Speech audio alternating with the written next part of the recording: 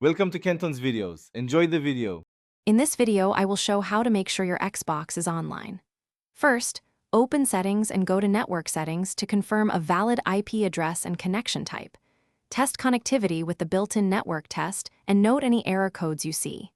If the test fails, reboot the console and router, then retry the test. If problems persist, switch to wired Ethernet to isolate Wi-Fi issues and continue with advanced steps if needed. Open Network Settings and run the detailed network statistics to view latency and packet loss numbers. Clear any console cache and remove alternate MAC addresses if you changed hardware.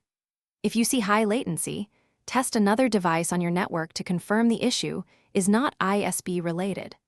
Also check for Xbox Live Service outages on a separate phone or laptop before spending time on deeper router configuration changes. If basic steps fail, assign a static IP to your Xbox and set up port forwarding for ports like 3074 and 53 to improve NAT behavior. Consider enabling UPnP on your router to let the console manage needed ports automatically. Also review router firmware and install any updates, then reboot both router and console. These changes often resolve strict NAT or intermittent disconnects and make online. Thanks for watching. Consider subscribing if we helped you.